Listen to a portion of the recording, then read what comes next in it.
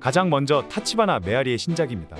중년과의 불륜을 저지른다는 내용의 작품으로 타치바나 메아리가 가지고 있는 미나토쿠 여자의 이미지를 그대로 살린 작품입니다. 나이가 있다 보니 역시 누님의 불장난 분위기를 정말 잘 살렸습니다. 하지만 플레이 자체는 그냥 무난했습니다. 타치바나 메아리의 연기력이 불륜이라는 요소를 정말 잘 살린 작품이었습니다. 다음은 나나세 아리스의 신작입니다. 나나세 아리스의 드라마 최고 걸작이라고 하며 2단계 NTR로 남편의 상사에 관한 작품입니다. 설명은 복잡한데 그냥 상황극 같은 작품이라고 생각하시면 됩니다. 중간에 자동차에서 하는 플레이도 있고 마지막은 1인칭도 보여주며 다양한 플레이를 보여주려고 했습니다.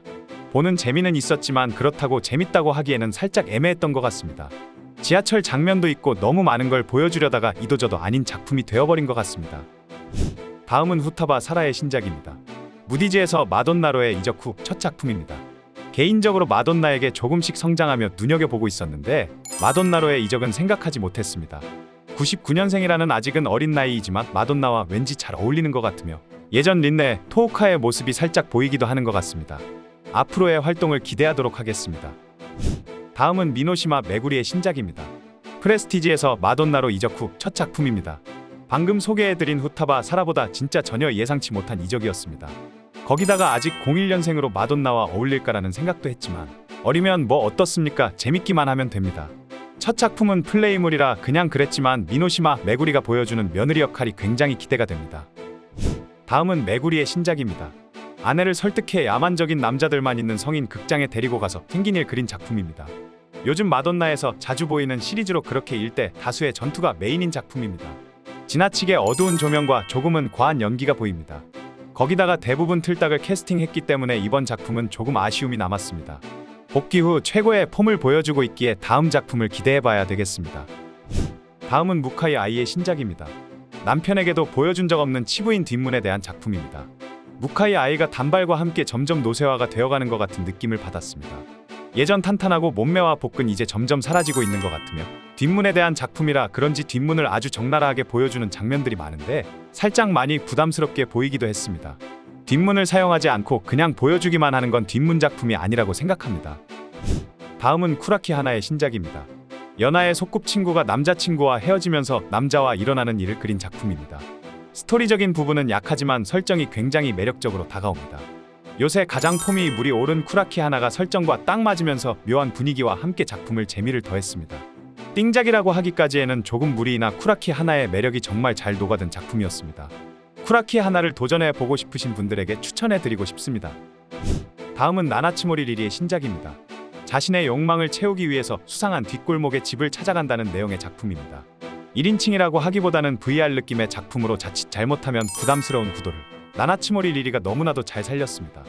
이제 이쪽 업계에서 베테랑이라고 불릴 만큼의 짬이 되었는데 확실히 짬이 찬 게 보였습니다. 나나츠모리 리리가 혼자 자신의 능력으로 이끌어가는 작품이었습니다. 다음은 유메노 아이카의 신작입니다. 플레이물로 30대의 농염함을 보여준다는 내용의 작품입니다. 마법의 무략이라는 설명이 있지만 그건 잘 모르겠고 하여튼 플레이물입니다. 보면서 느낀 건 역시나 구관이 명관이다라는 느낌이었습니다. 플레이물에서 느낄 수 있는 날것의 느낌을 잘 보여줬고 복귀 후 폼이 떨어진 것 같았지만 그래도 아직 살아있다는 것을 다시 보여준 작품이었습니다. 다음은 와시오 메이의 신작입니다. 동거하고 있는 형수와의 일을 그린 휴먼가족 드라마입니다. 정말 보기 싫은 필터가 들어가 있어서 영상 자체가 뿌옇고 보기가 조금 별로였습니다. 미드 원툴이라는 말답게 미드만 강조하는 플레이는 매번 똑같게 느껴졌고 좋은 설정에 비해서 굉장히 재미없게 뽑혔습니다. 한번 하고 싶다고 애원하는 유키 유즈루의 연기가 더 인상 깊었던 작품이었습니다. 다음은 카구라 모모카의 신작입니다. 언제든지 부를 수 있고 뭐든지 들어준다는 파트너에 대한 작품입니다. 너무 커서 부담스러워 그렇게 선호하지 않는 카구라 모모카였습니다만 이번 작품이 카구라 모모카의 작품들 중에서 가장 베스트이지 않을까 싶을 정도로 생각보다 재밌게 본 작품이었습니다. 특히 날것의 느낌이 강하게 나서 좋았고 연기도 굉장히 늘었다고 느낄 정도로 플레이 자체가 많이 능숙해진 느낌이었습니다. 다음은 하야사카 히메의 신작입니다. 건방 후배 여자 사원과 출장지 온천에서 같은 방에 묵게 되었다는 출장 시리즈 작품입니다. 출장 시리즈라고는 하지만 거의 스타킹이 메인이고 마지막에는 오일도 적극적으로 활용합니다. 지난 드라마 작품부터 은근히 드라마의 장점을 보이고 있는 하야사카 히메인데 이번에도 역시나 스타킹 활용과 새침한 후배라는 역할을 잘 소화했습니다. 전체적으로 탄탄하며 스타킹이라는 요소를 정말 잘 활용한 작품이었습니다. 다음은 시라카미 에미카의 신작입니다. 온천 하메도리 작품으로 다행히도 사다마치는 아닙니다. 하메도리답게 시라카미 에미카의 자연스러운 모습과 함께 촬영 구도도 나쁘지는 않았습니다. 온천 배경에 한신 있지만 그걸 제외하고는 똑같은 침대 배경이라서 그런지 전체적인 플레이가 조금 루즈해지기도 했습니다. 그동안의 작품들보다 하메도리 작품이라 괜찮기는 했지만 그래도 역시 아쉬움이 많이 남는 작품이었습니다. 다음은 요리모토 시오리의 신작입니다. 데뷔 세 번째 작품으로 싫어하는 상사와 출장지 같은 방을 쓴다는 작품입니다. 출장 시리즈라고는 하지만 기존의 작품들과는 살짝 느낌이 달랐습니다.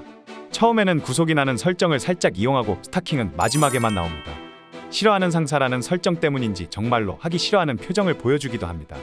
두 번째 작품에서의 임팩트가 세서 그런지 기대했던 것보다는 조금 약했다는 느낌입니다. 아쉽지만 다음 작품을 기대해 봐야 되겠습니다. 다음은 S1 단체작입니다. 지난 작품과 다르게 이번에는 조별로 여러가지 풍속 코스를 보여주는 작품입니다. 그냥 보면서 느낀 건 20주년이라는 타이틀이 너무나도 아쉽게 느껴지며 단체작이라고 하기보다는 그냥 베스트 모음집 같은 느낌이었습니다. 카와키타 사이카는 또 혼자 놀고 그냥 배우들이 많이 나오는 그냥 베스트 작품 같았습니다. 그냥 보는 게 아까울 정도로 단체작 중에서는 가장 노잼일 것 같은 작품이었습니다. 다음은 이토이 루카의 신작입니다. 플레이물로 그냥 경험해보지 못한 다양한 것들을 해본다는 컨셉입니다. 신작 소개를 위해서 일단 보기는 했는데 전체적으로 확실한 건 S1감은 아니라는 것이었습니다. S1보다는 카와이 쪽이나 키카탄 쪽이 어울리며 S1에서는 살아남기 힘들 것 같다는 느낌입니다. 그래도 이제 데뷔하고 나서 두 번째 작품이니 계약 종료되기 전까지는 지켜보도록 하겠습니다. 다음은 아사노 코로의 신작입니다. 간호사 시리즈로 어떤 부탁이든 들어준다는 내용의 작품입니다. 간호사 의상에 신경을 쓰는 기존 시리즈 작품들과는 다르게 이불 속이라는 설정을 적극 활용했습니다. 거기다가 보기 드문 흰색의 스타킹까지 보여주며 기존 간호사 시리즈와는 다른 모습을 보여주려고 한 게 보였습니다. 1인칭도 포함되어 있으며 아사노 코코로의 매력을 정말 잘 보여줬습니다. 매번 비슷한 느낌의 간호사 시리즈보다는 훨씬 괜찮은 작품이었습니다. 다음은 홍고 아이의 신작입니다. 25명의 거대한 장수들과 생사결을 펼치는 진상공무상 장르입니다. 한 번에 25명이 다 나오는 게 아니고 2명에서 4명으로 4명에서 7명으로 점점 늘어나는 식입니다. 그리 힘들지 않게 상대를 하는 모습을 보여주는데 대전투라는 타이틀에 비해서는 그냥 질서정연한 모습을 보여주며 그냥 남자 배우만 많이 나오는 작품 같은 느낌이었습니다. 다음은 세토 칸나의 데뷔작입니다. 이번 1월 신인들 중에서 가장 기대를 많이 받았던 신인이자 모두가 기다린 초대형 신인의 등장입니다. 솔직히 저는 그렇게 호들갑을 떨 정도는 아닌 것 같다는 느낌이 있었는데 데뷔작을 보고는 확실히 초대형 신인이다라는 생각이 들었습니다.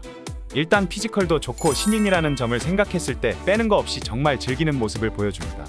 신인의 풋풋함보다는 진짜 하고 싶어서 한다라는 느낌이 굉장히 좋게 보였습니다.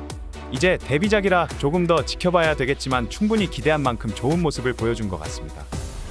마지막으로 코다마 나나미의 신작입니다. 친한 친구의 여동생과 일어나는 일을 그린 작품입니다. 초반부에는 굉장히 분위기 있게 나오는데 점점 가면 갈수록 그 분위기를 살리지 못합니다. 좋은 설정과 초반 전개는 좋았지만 그냥 가면 갈수록 양산형 작품이 되어갑니다.